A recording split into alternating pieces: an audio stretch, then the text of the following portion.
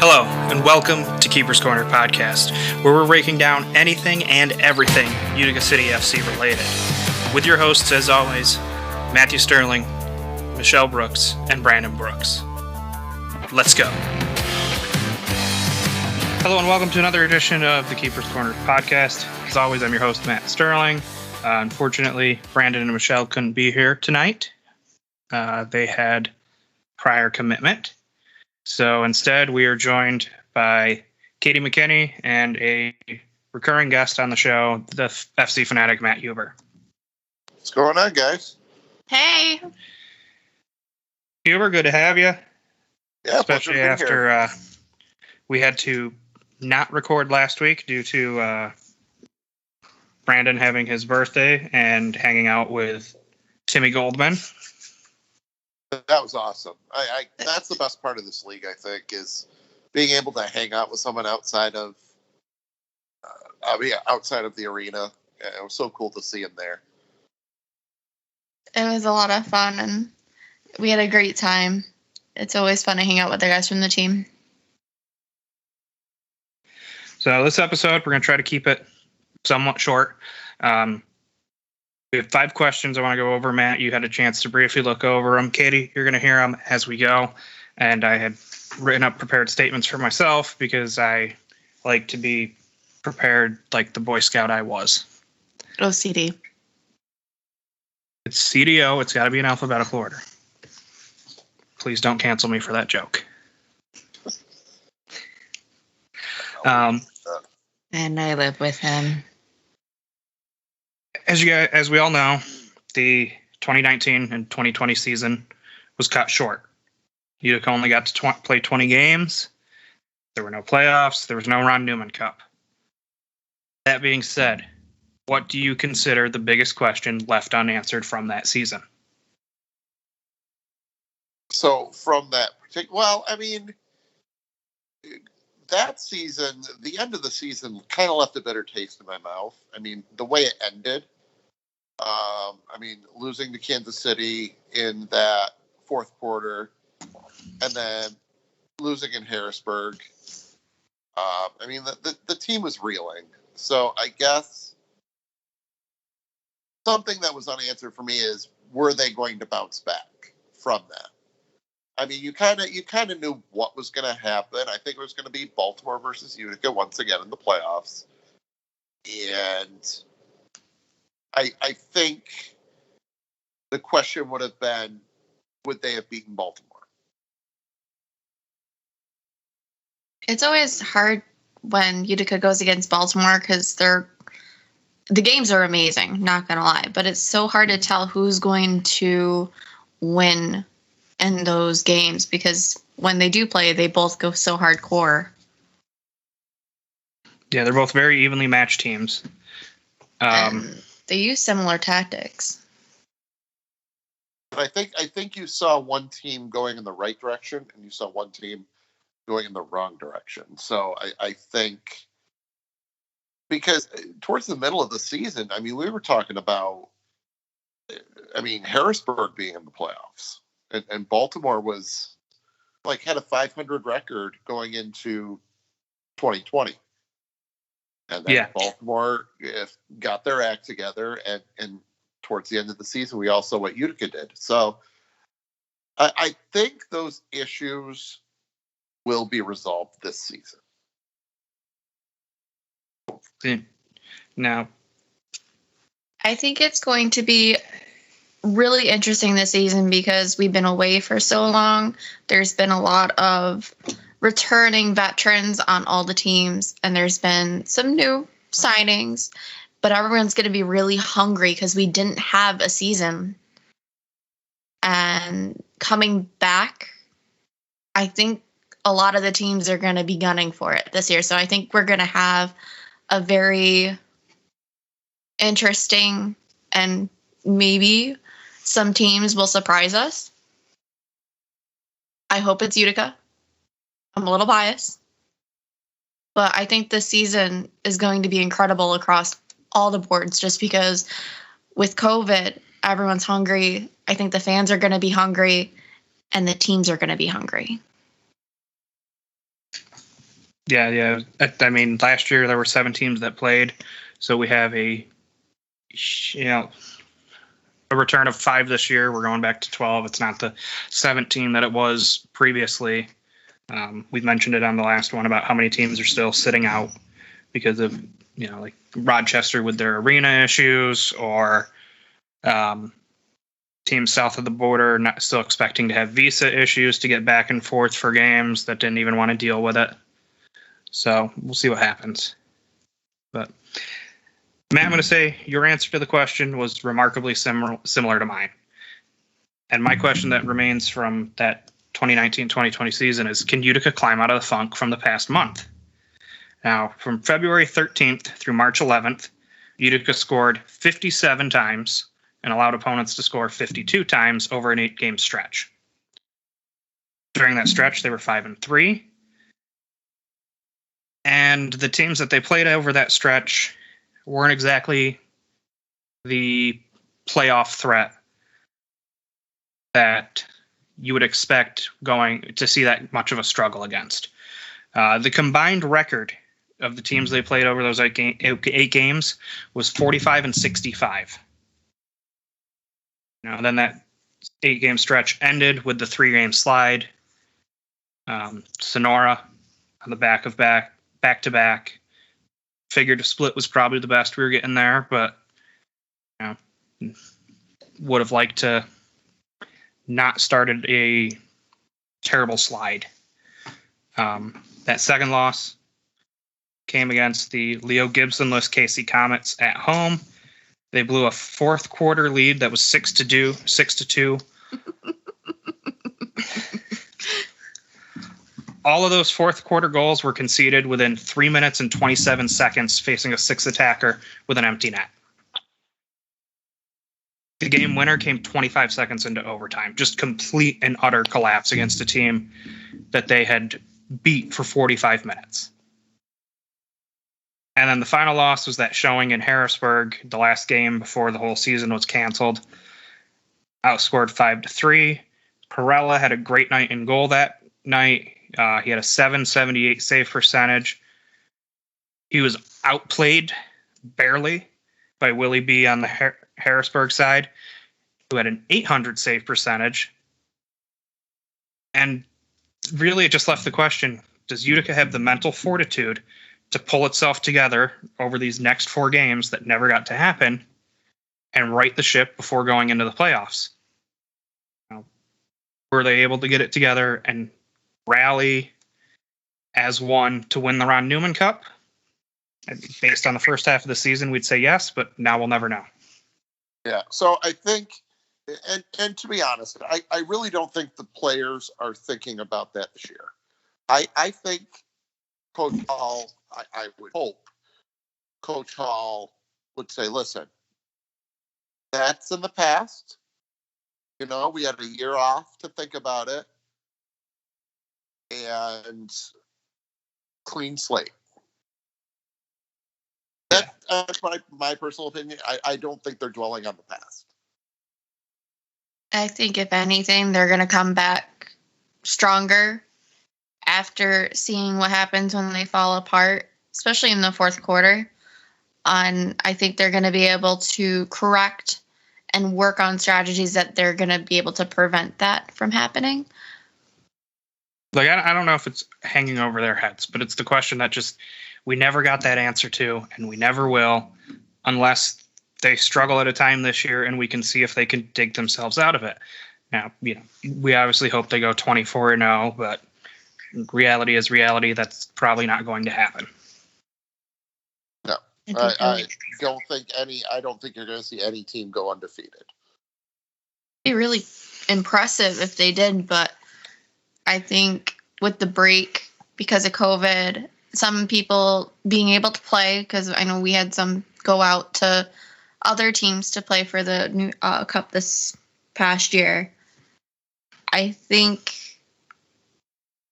that we could have a good chance, but it just depends on if they can get past it. And if they can, great. If we'll have to see. It's going to be an interesting season. All right. So moving on to question 2. Who do you consider to be the biggest signing over the offseason? It can be a returning player. It can be a new player. Who's the biggest signing that Tommy Tanner brought back to Utica City? Ooh, I mean, that's a tough one. Oh, no, go ahead. Can I just say one word? Yes. Yes? Yes. Just all of them? I am so excited, A, to be back in the stadium, B, to see some of our favorite players returning and the new sign-ons.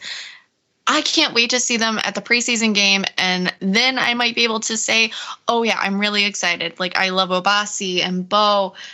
I love seeing all of them. Toby was always one of my favorite defenders. I can't wait to see him back on the field. Goldman, hopefully he can make another goal. Just maybe not so close to the end of the game this time. Right, Sensei?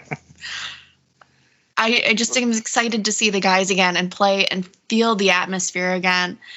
I don't have a favorite right now because I just want to be back in the stadium with all of our friends enjoying the game. So your answer is yes. Okay. So, I mean, all the signings are important. I mean, you can look at picking up Patrick Thompson from Harrisburg, bringing Brian Wilkin in from Rochester as a backup. I'm gonna say Jake Schindler coming back. I think him and Darren Toby are the best defensive duo in the MASL. And as soon as Rochester folded this season, I knew Jake would come back. And Tommy made it happen. So I'm going to take Jake Schindler. Okay. Now, I picked a guy that you mentioned. And I think it's easy to say Joey returning because of his offense, but I don't think that would have been as much of an issue if we hadn't been able to get him or if he had decided to hang up his shoes. I think the signing that we got that makes the biggest impact fills a hole that was left when a different player hung up their shoes for the last time. After 2020, Liam decided to retire. We wish him the best. We understand all the circumstances around that.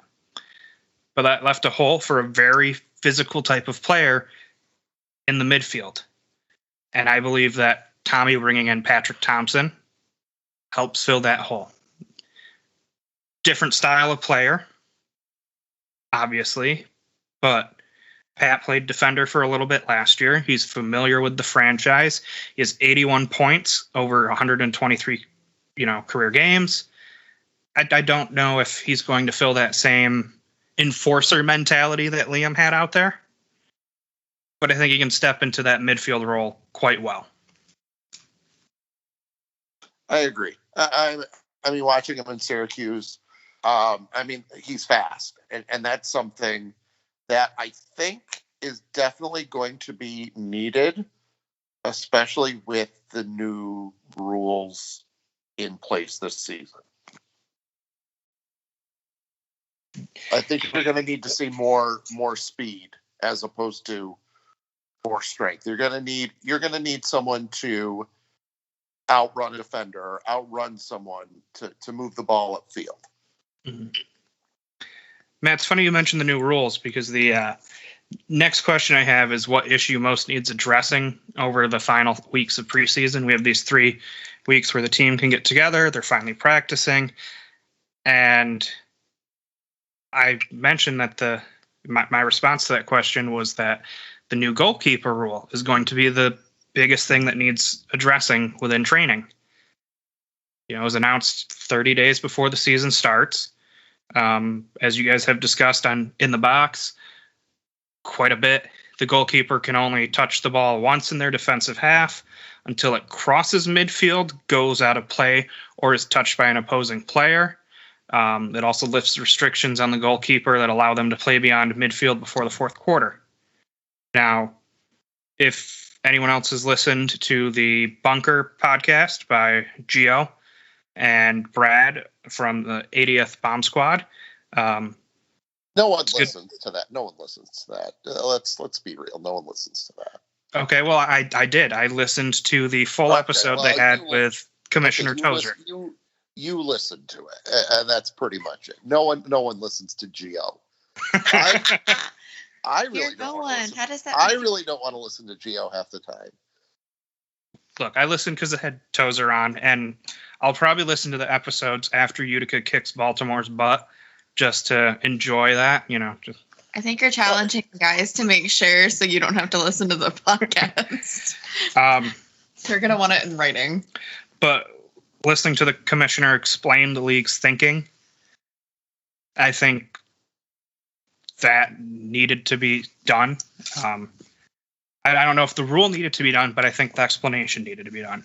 I will wait for final verdict on it until we have seen, let's say, half the season pass. Right. I think you can get a good idea from watching the Central Cup games last weekend. I think you saw. I think after getting the explanation from the commissioner and then seeing it live and in action, I think the rule is great for the league. Now, I understand some goalkeepers are upset about it. And, we also had Joey Tavernisi on the show. And we talked about the rule, and he said it was going to be great. And I think you're going to see a lot more creativity from that goalkeeper rule being in effect. And I think it's going to be more exciting from a fan perspective. Watching the defender and the goalie pass it back and forth 18 times in a 30-second span isn't really that fun. So I think watching the Central Cup games, seeing the creativity that all four of those teams had, it's going to make watching more interesting. So I'm on board with the new rule. It's obviously meant to increase pace of play, and force teams to be aggressive. I'm interested to see how it ends up affecting scoring, because ultimately, that's what fans want to see. And we love to celebrate the goals, except when they're against us. And maybe it's just because of the baseball fan in me. I remain skeptical because of all the pace of play changes that we've seen in MLB come from the commissioner there.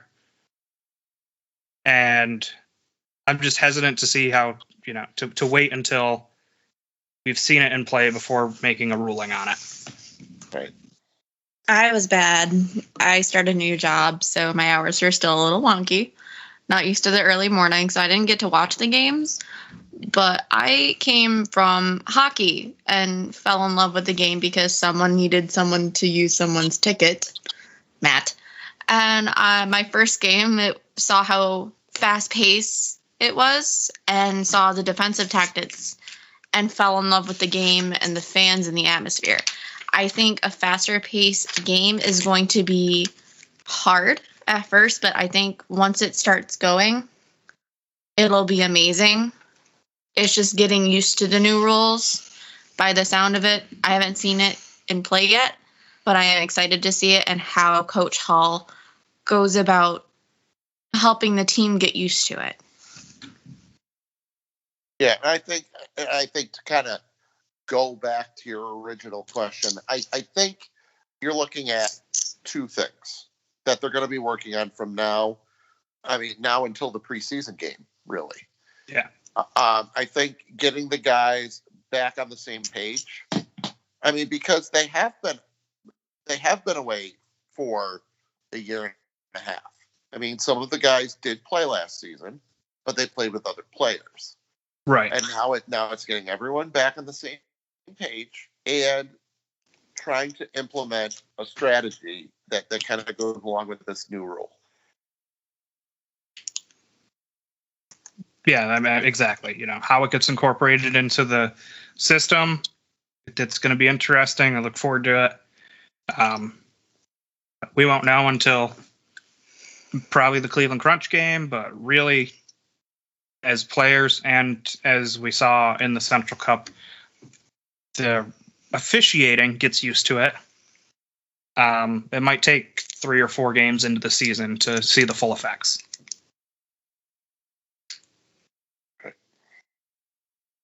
Kitty, do you have an issue that needs to be addressed over the final weeks? Is it soccer time yet? There you go. 2 weeks. Well, 13 days. I have it on my calendar at work, and everyone thinks I'm crazy. Let's see. Today's the 17th when we're recording this. Oh, wait, 11 days. 11 days to the preseason game against the Cleveland Crunch. You're talking over Huber. I don't even know what day it is, so yeah. That's all. Yes. 11 days till the preseason, 18 until the home opener. I'm just excited to see everybody be in the stands. I have a countdown at work on my calendar. It's probably not the smartest idea. But I am so excited just to be in the stands and see how the new rules are going to play and see how the teams progress in the year that we've been away from the field. Well, as we put postseason or preseason behind us, at least us here at the pod, let's turn our attention to the regular season. Matt, you're on record saying that Utica has the best schedule of anyone in the MASL, just because of the amount of teams that we see come through. I think as a home, watching from the odd, I think Utica has the best home schedule, and I'm not saying that based off of difficulty. I'm saying it's a lot of teams that we see. We see Florida, Baltimore, Harrisburg, all of the West Coast teams. I think we get to see San Diego twice. That's amazing. I think in previous years it was like Harrisburg 4 times and Baltimore 5 times, and it was just kind of, I'm not going to say boring, but it's just kind of repetitive. This year it's a little different, and it's definitely going to bring people into the stands to see different teams. Well, that leads us right into this next question, our fourth one. What game are you most excited for this year? So I'm not going to say the 2 away games out west. Not going to say that. Mm-hmm. So if I were to pick a home game that I'm excited to see, I'm going into April. I'm going into April. I'm going to say Utica versus Tacoma. I'm going to say a tie. Utica versus Tacoma and Utica versus the Chihuahua Savage. I think to have the first Mexican team playing in the odd, I think it'll be interesting to see their style of play. And from Tacoma, I liked watching Tacoma play over the years, and I've gotten to meet Nick Pereira and Vinny Dantas and Danny Waltman. So it'll be good to see those guys again. So it's a tie. Okay. Mine, I'm also sticking to a game against a West Coast team. That's Sunday, March 13th, when the San Diego Sockers come to town. Partly because it's one of the 4 games that I can actually go see this year. But mostly because it's when the COVID champs, and I'm calling them that just not because they have the most COVID cases, but because they won the Ron Newman Cup in the shortened mini season with less than half the league participating. So I don't know if, yes, they're champs, but they're not kind of like Florida calling themselves the champions 2 years ago. And it's interesting to me because it's Christian's first shot at the team that traded him away, and he's playing in front of fans that absolutely love him. Ben's first time, at least, I don't know if we play them before that in the season. I might be wrong about that, but it'll be their first shot in Utica. Yeah, well, I mean, they'll play in San Diego. Yeah, January 30th. I think they play a couple weeks before that in San Diego, right? Yeah, It's January 30th. Okay. It'll be a chance for Ben to go up against the team that he was loaned out to, and won the championship with. And I know on our last episode you talked about the maybe hopeful wish on a star that Slav comes back to Utica. But as of now, he's still listed as active on the San Diego Sockers roster. So it may be his first return to Utica since he left us with a bad taste in the mouths of fans everywhere. So it'll be interesting to see how he's welcomed back. I think that's why I'm looking forward to it more than any other game. Yeah, I just the whole Slav situation. I don't know. We'll see what happens. I don't think you'll see him back on either team. Mm-hmm. So where does he go? So I think that's going to be, I would say, hopefully answered within the next couple of weeks. Yeah. Yeah, I have no inside information on where he's going, so I can't be much help.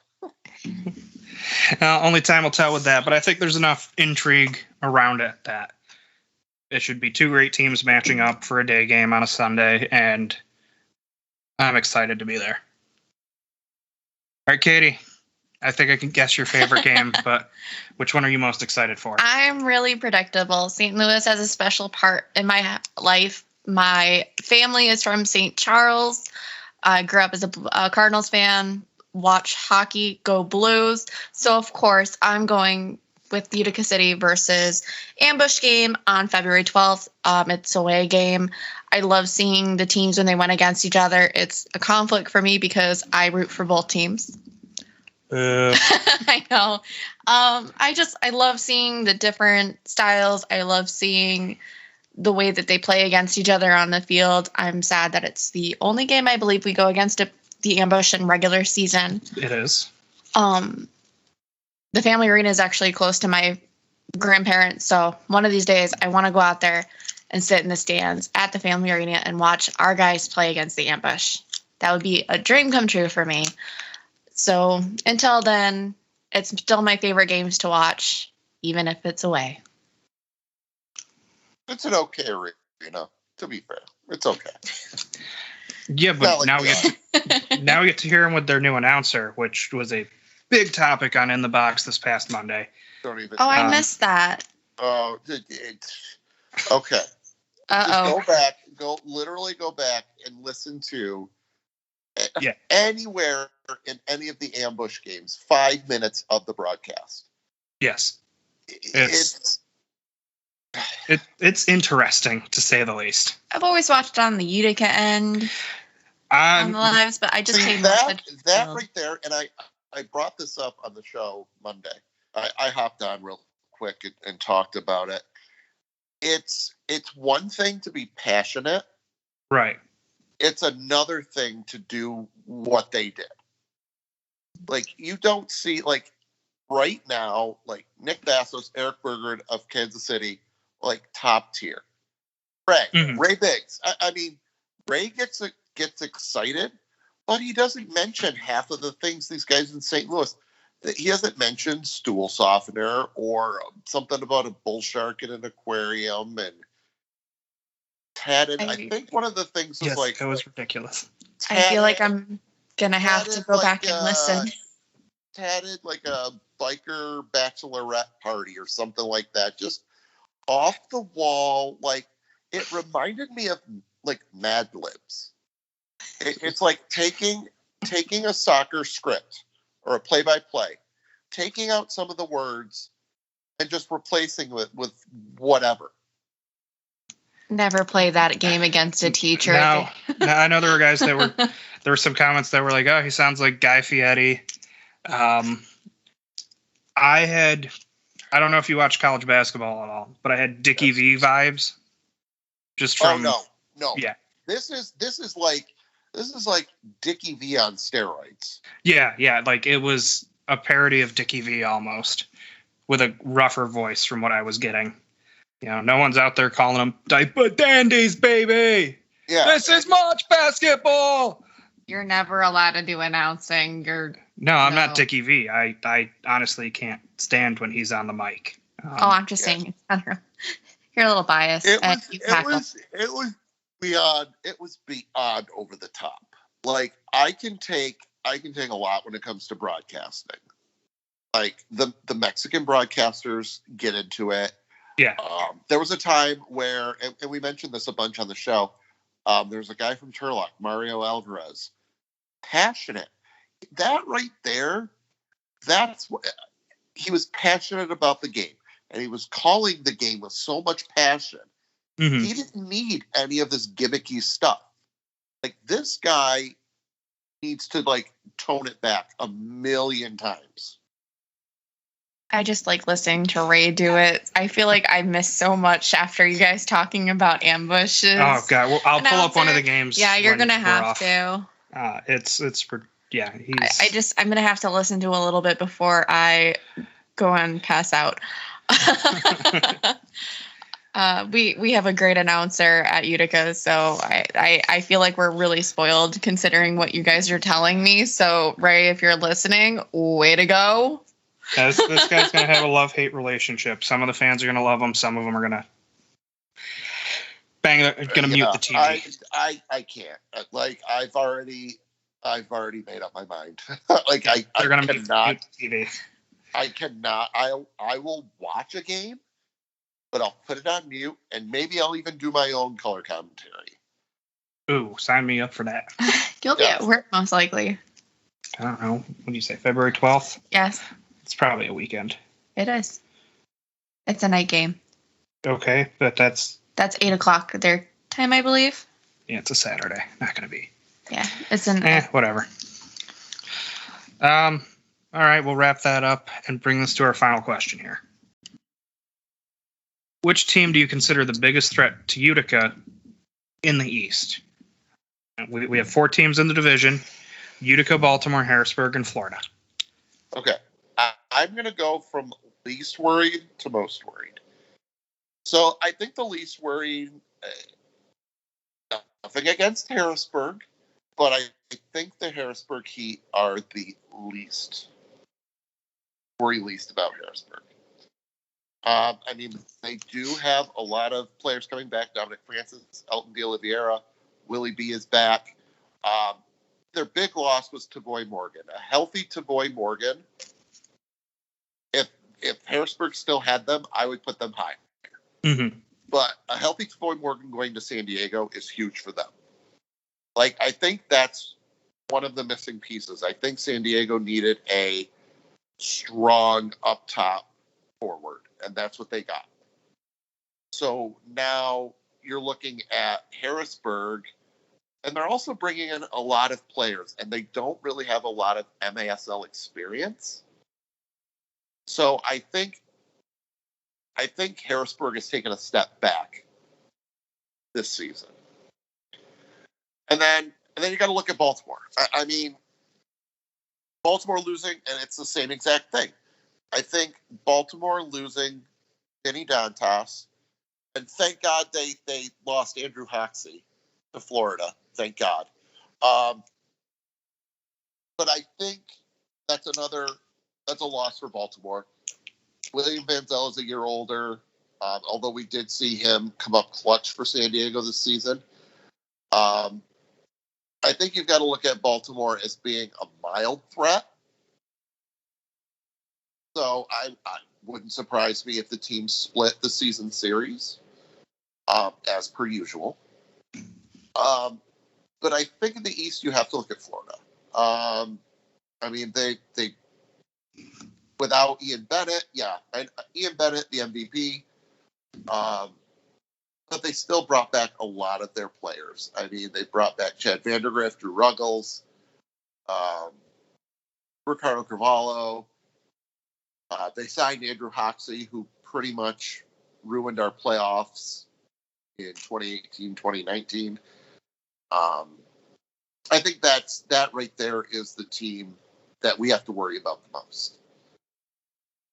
But I mean, I still think Utica comes out on top in this division based solely on the core players. Like Utica has kept all of its core players since day one.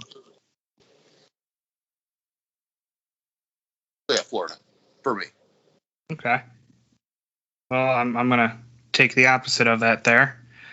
I still think Baltimore's the most dangerous, and it has less to do with who they brought back and more to do with what I saw from Florida last year.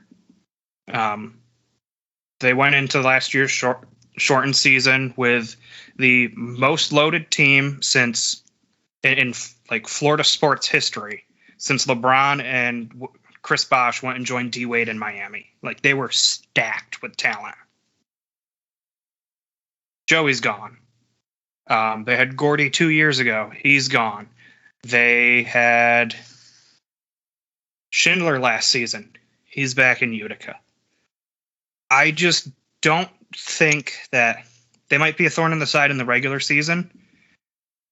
But what we saw in the playoffs was they picked to play the San Diego Sockers. The Sockers had been outscored by 2 goals in the regular season. They had played the entire season on the road, and they took care of Florida with no problems. I don't think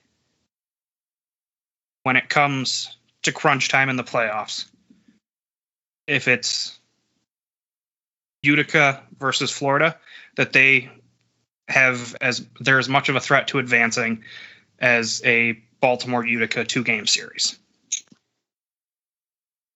Which, I mean, with the new scoring system, we might not see that in the first round. As a Syracuse/Utica fan, I would be fine with not seeing Baltimore in the first round. Yeah, I think we're all still scarred a little bit from the way things ended 2 years ago. Oh, well, that's only 1 year for you guys. Yeah, I know. You have much more baggage. I have a ton more baggage. So I would be fine with seeing any other team. See, I think that plays a role. Is Baltimore has had Utica's number. I mean, you just bringing it in from other sports. It took till 2004 for Boston to get the monkey off their back. That was the curse of the Bambino. The Cubs had a 110-year curse, 112, something like that, because of a goat. It's mental. These games are 50% physical and 90% mental. It's Yogi Berraism. Okay, because that math is so bad. Yeah, it gets late early out there. We're having a talk later. And I'm getting some math workbooks from like middle school. But make sure you incorporate make sure you incorporate the broadcast into all of that. But I think that little, just voice at the back of your head. These guys have had our number. They keep beating us. We can't get past them in the playoffs. Until you can prove otherwise, they still pose the biggest threat when it comes to the postseason. Regular season, it might be Florida. I haven't looked at every team's schedule to see who's got the easiest go of things, but that's where I stand on things. I just want one round where we win and we start building momentum, and then once we get that one round over, we're fine. Well, we'll only see what happens once April gets here. Yeah, true. All right, Katie. I feel like I'm stuck in a hard place because I agree with what Huber is saying. He's very knowledgeable about the division. He knows both sides. He knows both teams. He's followed them longer. I kind of understand what you were talking about, Matt, and then you started doing really bad math and sports analogies that I didn't understand. I gotta say, I kind of agree with the Baltimore statement. If we do go against, really, he just pulled up quotes from Yogi Berra. Math books. The classic inning over till it's over. Wait. Let's just back up 2 seconds. Did you say Yogi Berra? It sounded like you said Yogi Bear. No, Yogi Berra. I love Yogi Bear. He's so cute. The 10-time World Series champion Yankee catcher. You're going to edit that out, right? No. 10-time champion Yogi Bear. Baseball's 90% mental and the other half is physical. What's 90 plus 50? It's 90% mental and the other half is physical. Getting your workbooks. Well, you better talk to Yogi Bear about that because it's like deja vu all over again. As long as he has a picnic basket, I think he'll be fine. Yeah. I've got to say, I think it's going to come down to seeing how the teams play with the new rules. We all know Baltimore has one of the smaller fields in the division. And I think with the new rules, it's going to complicate some of the plays that people use in that field, including their own. And that could have a hindrance on them or any team that goes onto the state on that field. Florida has a strong team. They're coming off a win. I think that them losing our 2 players and them coming back to Utica, Joey and Schindler, I think could have a great impact with us because they've played in another area. They've seen different ways that the team works together and they can bring that experience back with them. And maybe it'll help our own team learn new strategies. Don't forget Nate Bordeaux was on Florida last year as well. Yeah. Sorry, Nate.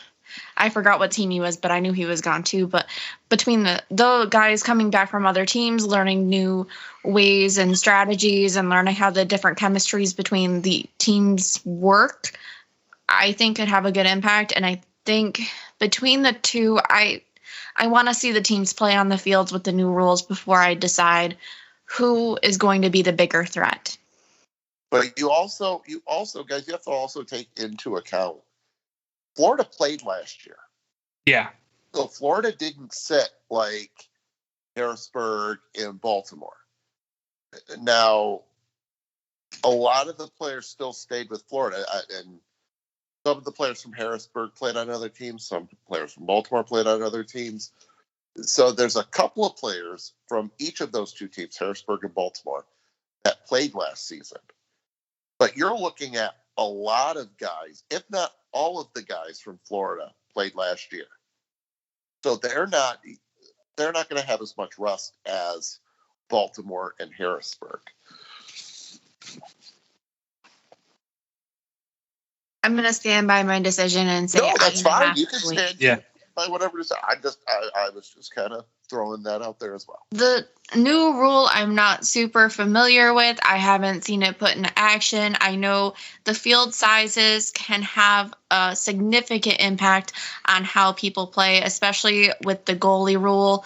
I can't really say because I've seen both teams play. I've seen Florida and Baltimore. Sorry, Harrisburg. And I think it's going to be Florida or Baltimore. I think the new rule and seeing them all play is going to have an impact, and that might change my decision. But right now, it's a tie between Baltimore and Florida. Yeah, and that's fair. They're both going to be challenging teams for their own reasons. Absolutely. Now, if I was smart when I wrote down these questions, I would have specified biggest threat in the regular season or biggest threat overall. Yeah, that would have been smart. If you want to go down the overall route, we can. But God. It's the new rule. I think is going to put some kinks in it, and yeah. Well, you know what they say. You can observe a lot just by watching. Stop looking at quotes. Yogi Bear said that. See? He knows. I want a picnic basket. No, that's the wrong guy. That one goes, hey, boo-boo.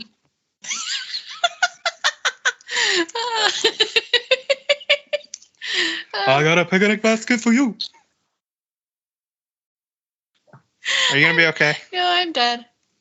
All right. Well, Matt, thank you for joining us. Those are our 5 questions for this week. We're going to be off next week because of Thanksgiving. Woo! Enjoy all of the fun turkey and fixings and have fun with your families. Or Stay friends. safe. I'll see you guys in 11 days. So Yes. Yeah. Our preseason. No, you won't see me. I got to work. I'll be there, Huber. I believe I owe you a beer from last season. I mean, 2 seasons ago. Yeah. Yeah. Well, I have a question for Huber before we end this episode. Yes. Sure. Where are you traveling to this year? I'm going to watch the San Diego Sockers and Ontario Fury out in California. Oh, that'll be amazing. Yeah, so it's it's actually the 31st is the game against San Diego, and then, which is a Sunday. Yes. And then it's February 2nd, which is on a Tuesday, which is really weird. Utica plays Ontario. Yeah, and I haven't ruled out joining you for that Tuesday game if I can make the finances work. Well, you know where I'll be. Yeah, probably on the bench by that point. I don't know if I'll be on the bench, but Look, we got to have a backup to our backup keeper. We know that. yeah. I'll bring my suits just in case and everything. And if not, you got the suit. Yes. Yeah. So you can step in like a manager. I don't I'm know always if I curious, don't know if I'm going to wear that for the preseason game. I don't know. Maybe I'll hold off until regular season. I haven't decided yet.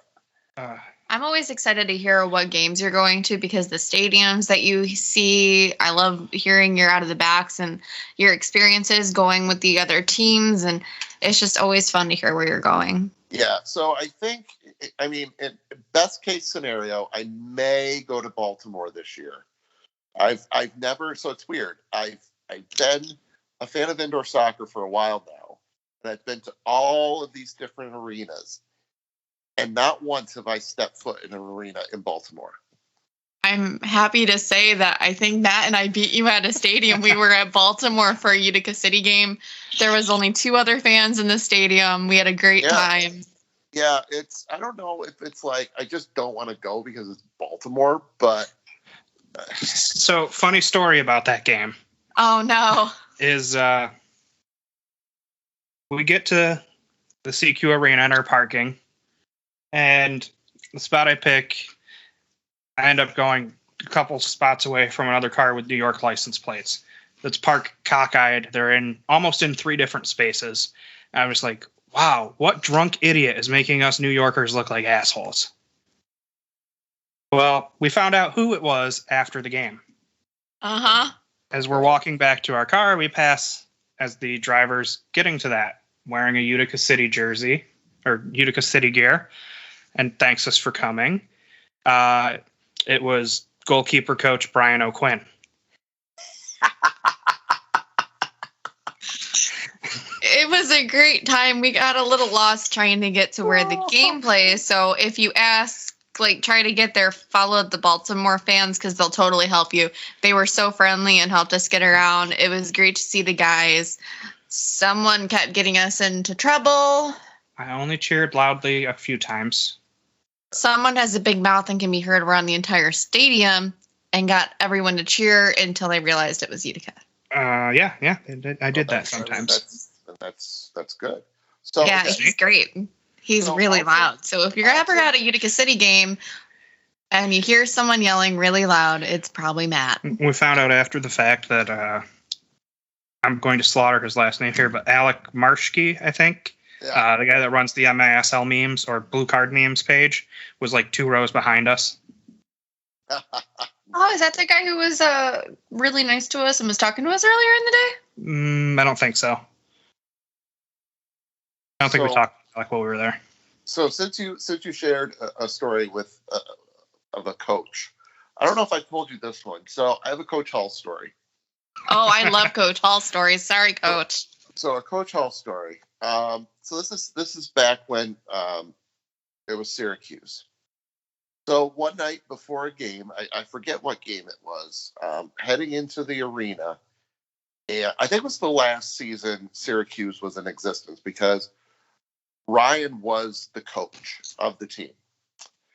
So I'm walking in and I notice Coach Hall was going outside to like move a car. And I'm like, what are you doing? And he's like, oh, one of the guys parked here and they're threatening to tow the car, so I got to move it. And I'm like, what are you now, a valet? Are you like a coach and a valet service? And this is like right before a game. Mm-hmm. Yeah. So that's another hat that Coach Hall wears. Sometimes he is a valet and moves cars. Don't forget about the bagels. No, that's Coach that's not allowed to forget the bagels. Right. I never would have pictured Coach Hall as a valet. But yeah, no, neither did I. I mean, it was like during warm-ups and it just, he like ran out and moved the car because at the on center, you can't like park right in front of the on center. So yeah, he had to move. I forget who parked there. It might have been Hallie or Vittorio Petrera or one of those guys. I forget who it was. I mean, it's kind of cool to hear a story about Coach and how he cares about his players and making sure they don't get in trouble. So, I mean, that's a cool thing to learn about Coach Hall. Yeah. All right. So, stories aside, as you said, 11 days from now, Sunday, November 28th, 2 o'clock, Adirondack Bank Center at the Utica Memorial Auditorium is the preseason game. Cleveland Crunch is coming to town. There was a lot of smack talk from Crunch fans on the In the Box chat on Monday. We'll see who gets the last laugh over after that game. Yeah, this game's going to be interesting. If you guys, if you're not doing a show, we might as well. I mean, Cleveland winning the M2 title last season, congrats to them. But you're going up against a high octane Utica City team that the chemistry is off the charts. I mean, if you were to, I would say this game is going to be like 9-3, 9-2. Utica. Kind of like we saw in the Central Cups, just M2 teams getting outmatched. Yeah, I don't think there's going to be any sort of. It's going to be a good game. Don't get me wrong, but I just think Utica is going to be more prepared than you think.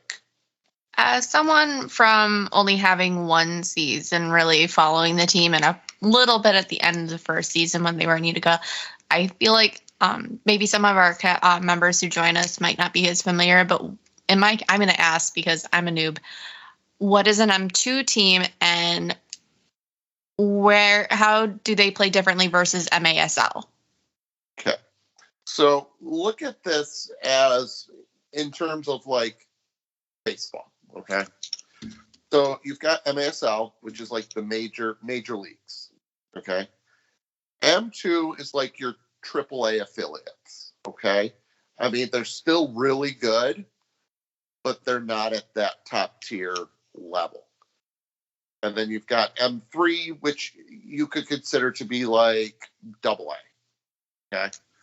I mean, they all play the same game. It's just a matter of skill, I think. Okay, that helps them figure it out a little bit better. So, I mean, skill and resources. I've never seen an M2 play before, so I'm excited to see it. You'll see it tonight when Matt shows you the 5 minutes of a Central Cup game.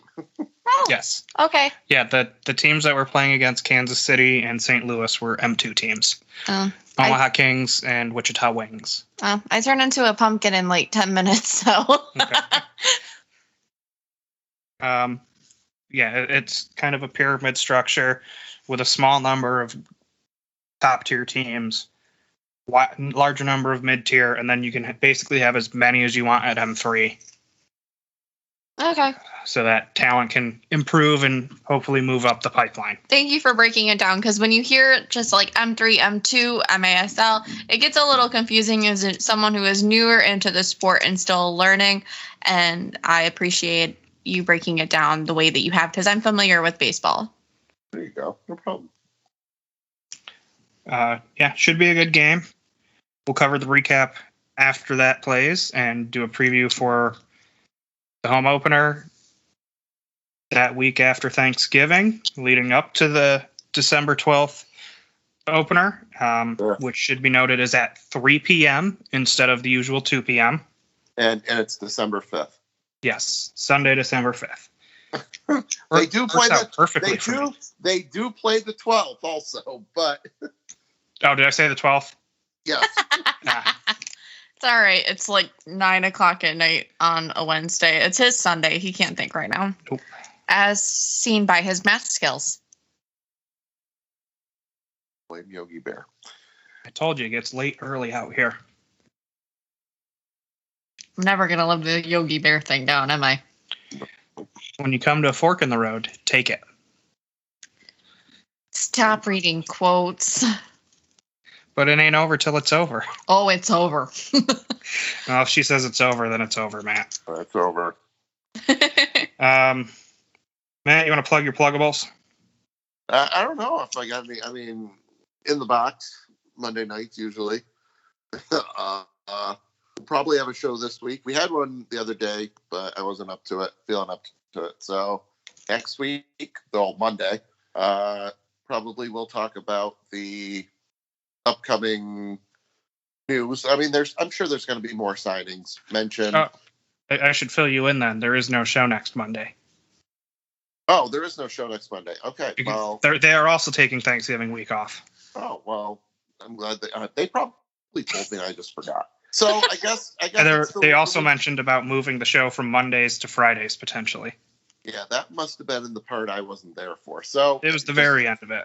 Just go to the In the Box Facebook page. There you go. You can always learn so much from being in there. So if you're new into the sport, I highly recommend going to In the Box and making friends like with Huber, Michelle, and Brandon and Matt.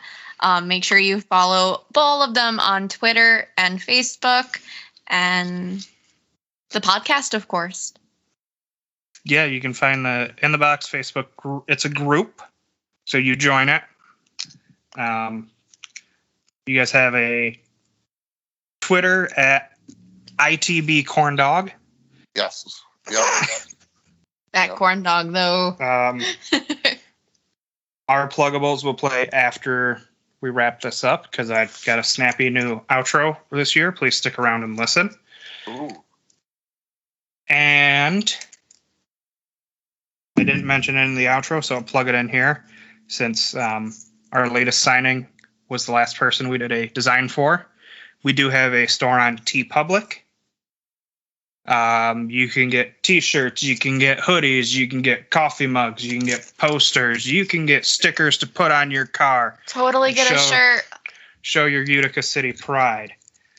I'm pretty sure I'm going to take the Andrew Coughlin hydrate or dihydrate image that I made for today's Wallpaper Wednesday and slap that up on the store as well. The quality is great. I actually own a couple of pieces that I bought the previous season that we were doing the store.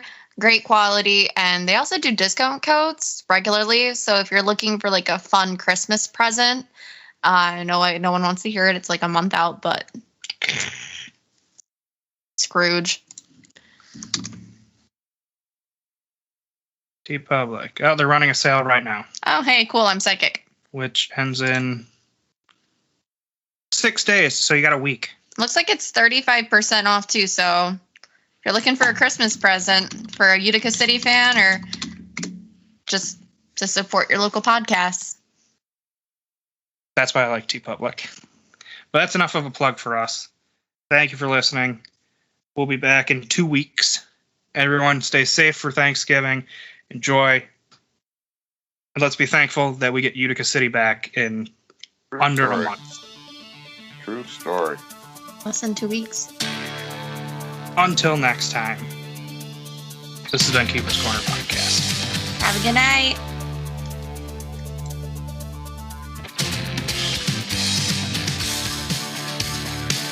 Hey everyone, thanks for listening to the Keeper's Corner podcast. Be sure to subscribe wherever you listen to us so you never miss an episode. If that podcast app also has reviews, be sure to leave us 5 stars to let us know how we're doing and reach a larger audience. It really helps us out.